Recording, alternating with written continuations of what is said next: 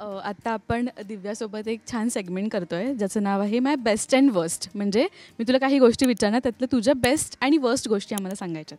Okay okay. मीही पहिल्यांदा हा सेगमेंट तुमच्याबरोबर ट्राय करते, सो लेट्स सी. मी तितकीच एक्सायटेड आहे.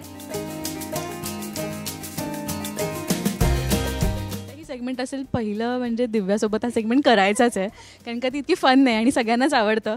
सो माझा पहिला प्रश्न आहे, तुझी बेस्ट अँड वर्स्ट ट्रिप कोणती होती ऑल टाईम? एक बेस्ट खूप लक्षात राहिलेली आणि वर्स्ट जी वर्स्ट होती म्हणून लक्षात राहिलेली. माझी बेस्ट ट्रिप होती फर्स्ट ऑफ ऑल म्हणजे सगळे जर फ्लाईटने कुठे जायचं असेल तर सगळे गोवाला जातात किंवा गोवा. मग गोव्याला कशी गेलीस तर फ्लाईटने गेले आणि ती माझी बेस्ट ट्रिप होती. आणि माझे फ्रेंड्सचे कझिन्स असे आम्ही सगळे गेलो होतो. सो ती कमाल ट्रिप म्हणजे मी सगळ्याच गोष्टी केल्या होत्या. पण त्याच ट्रिपमध्ये एक किस्सा असा घडला की ती वर्स्टही मी सांगू शकते की सगळ्यांनी ठरवलं की स्कुबा डायव्हिंग करायचं आहे. मीही तितकीच एक्सायटेड होते. बरं, मला पाण्याचा फोबिया आहे, मी पाण्याला प्रचंड घाबरते. आय कांट स्विम, मला स्विमिंग नाही येत. आणि तरी पूलमध्येही तू नाही जात? मला फार भीती वाटते पाण्याची. तर तरीही मी ठरवलं की नाही मी जाणार, मी करणार हे. आणि आम्ही सकाळी रेडी झालो, जायचं आहे म्हणून निघालो. मग त्यांचीच एक बस होती जी आम्हाला त्या फेरीपर्यंत घेऊन जाणार होती आणि मग त्या फेरीत बसून आम्हाला त्या आयलंडवर जायचं होतं आणि तिथे स्कुबा डायव्हिंग होणार होतं. मी खूप एक्साइटमेंटमध्ये गेले, बसले. फेरीत जशी मी बसले ते म्हणजे मी खोटं नाही सांगत आहे अतिशा, तेव्हा बसल्यापासून त्या आयलंडवर पोचेपर्यंत आणि त्या आयलंडवरून परत रिटर्न येईपर्यंत स्टार्ट टू एंड मी फक्त उलटी करत होते, फक्त उलट्या होत होत्या मला. आणि मला कळेच ना. आणि मग सगळे गेले स्कुबा डायव्हिंगसाठी आणि मला म्हणत होते की तू थोडीशी पाण्यात आहे, तुला बरं वाटेल, रिलॅक्स. माझं असं झालेलं मी नाहीच येऊ शकत. आणि तो अख्खा दिवस सगळ्यांचा माझ्यामुळे खराब गेला होता. आणि आम्ही सगळ्यांनी पैसे भरले होते ते पॅकेज घेतलं होतं आम्ही आणि माझ्यामुळे सगळ्यांचा मूड स्पॉईल झालेला, पैसे पाण्यात गेलेले. सो तीच एक माझी बेस्टही ट्रिप होती आणि ती वर्स्टही होती. तरी ही भीती घालवायला आवडेल का तुला, म्हणजे पाण्याबद्दलची? हो. त्याच्यानंतर मी आता परत एकदा जेव्हा गोव्याला गेले तेव्हा मी पॅरासिलिंग केलं आणि तेव्हा आधी सांगितलेलं की 2-2 जणं जायचं आहे. म्हणून मी म्हटलं ओके, 2 जणं जायचं असेल तर मला अजिबात भीती नाही आहे. आणि त्यानंतर तिथे जेव्हा आम्हाला ते मध्ये घेऊन गेले समुद्राच्या मध्ये, त्यांनी सांगितलं की 2-2 जणं नाही, एकटे जायचं आहे.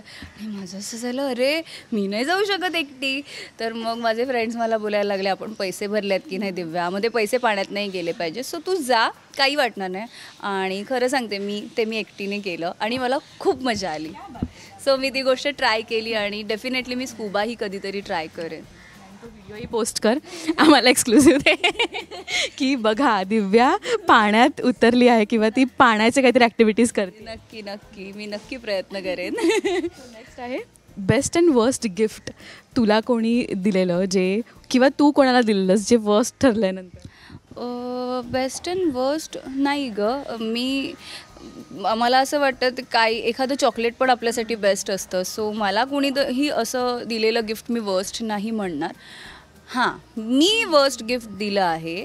माझ्या मैत्रिणीच्या बहिणीचा वाढदिवस होता आणि मी खूप लहान होते, मला कळतही नव्हतं की काय गिफ्ट देतात.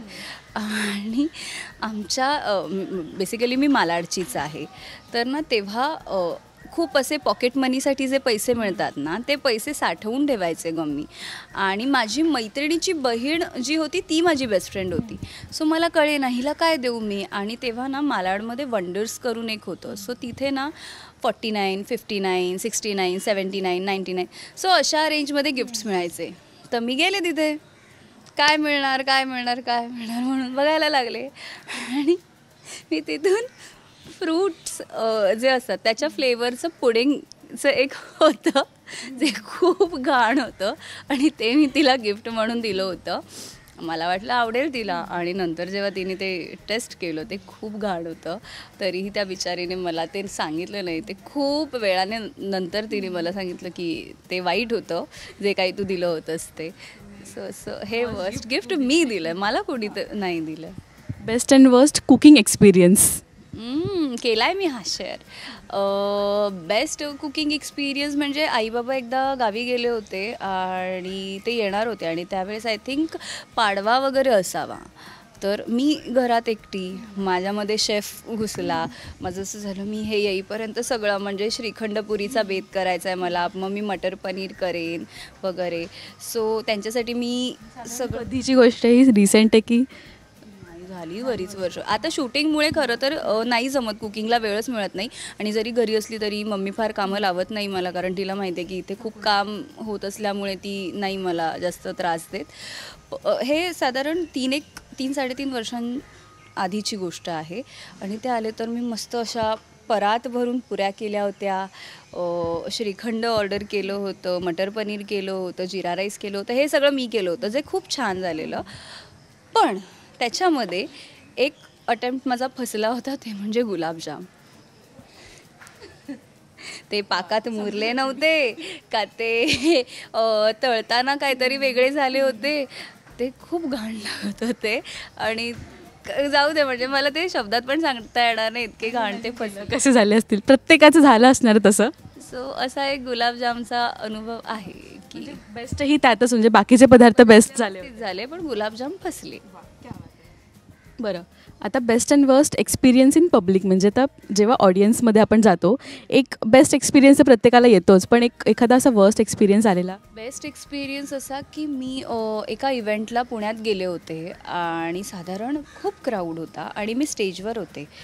माझ्या आजूबाजूला बाउन्सर्स होते, पण ना एकतर सिरियलमुळे जे काही ऑडियन्स जो असतो तो तुम्हाला रोज बघत असतो आणि तो तितकाच ते जे कॅरेक्टर आम्ही कलाकार प्ले करतो, तर आम्ही तो प्रेक्षक वर्ग त्या कॅरेक्टरवर प्रेम करत असतो. तर त्यांना असं वाटतं की ही म्हणजे मी दिव्या नाहीच आहे, मी ते कॅरेक्टरच आहे आणि ते खूप त्यासाठी वेडे असतात.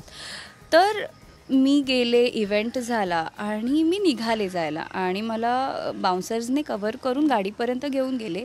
तर मला नंतर कळलं तिथे एक मुलगी आली होती जी साधारण 6वी-7वीत असावी आणि तिने ना माझं स्केच केलं होतं आणि ती साधारण 5-5:30 वाजल्यापासून तिथे त्या व्हेन्यूला येऊन थांबलेली, कारण तिला कळलं होतं की मी येणार आहे आणि तिला फक्त माझ्याबरोबर एक फोटो हवा होता. पण तो फोटो काढण्यासाठी पण तिच्याकडे फोन नव्हता. ती ते स्केच घेऊन आली होती रॅप करून आणि ती खूप वेळ थांबली होती, पण माझ्यापर्यंत तिला पोहोचता येत नव्हतं. आणि जेव्हा मी निघण्यासाठी गाडीजवळ गेले तेवढ्यात त्या मुलीने फक्त ते स्केचवर केलं होतं आणि ना ती रडत होती. आणि माझं असं झालं की तू का रडतेस, रडू नकोस. ती म्हणाली मला फक्त तुम्हाला हे द्यायचं आहे आणि एक फोटो हवा आहे. तर म्हटलं फोटो कोण काढणार आहे, तर नाही मला नाही माहिती. मग मीच तिथे कोणाला तरी एक होते त्यांना सांगितलं की प्लीज फोटो काढा, हिचा नंबर घ्या आणि हिला पाठवा. आणि त्या मुलीने ते स्केच मला दिलं, जे स्केच आज मी माझ्या घरात लावलं आहे. सो माझ्यासाठी ती खूप मोठी गोष्ट आहे आणि मी फार काही मोठं नाही करत आहे. मी फक्त जसे लोक 12 तास काम करतात तसं मी लोकांना त्यांचं मनोरंजन करण्याचं मी काम करते असं मी समजते.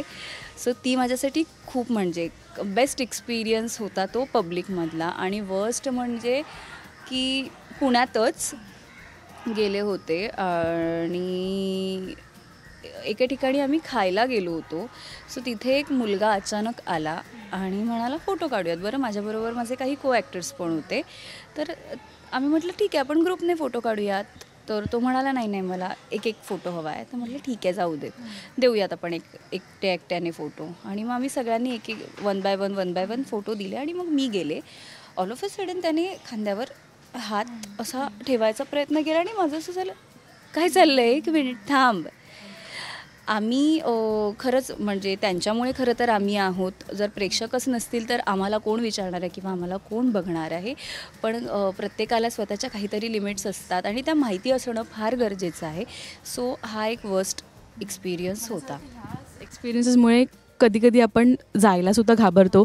जे खरंच जेन्युइन असतात प्रेक्षक आणि त्यांना खरंच वाटत असतं आपलं कामाचं कौतुक असतं, ह्या कारणामुळे आपण त्यांच्या जवळ जायला पण घाबरतो कित्येक वेळेला. खरं सांगू का, मी पुन्हा एकदा सांगेन की आज आम्ही कलाकार जे काही आहोत ते फक्त आणि फक्त या प्रेक्षकांमुळे आहोत आणि मी मनापासून सगळ्यांची आभारी आहे. म्हणजे लिटरली आता गेले 2-3 दिवस मी आणि अभिषेक आमचे जे फॅन पेजेस आहेत किंवा आमचे जे एडिट्स करतायत जे लोक, जे त्यांच्या डेली लाईफमध्ये जे काही त्यांचा जो वेळ असतो त्या वेळात वेळ काढून ते ह्या सगळ्या गोष्टी करतात आणि आम्हाला ते बघितल्यानंतर फार भरून येतं. म्हणजे खरंच ते एडिटिंगसाठी पण बराच वेळ लागतो अगं.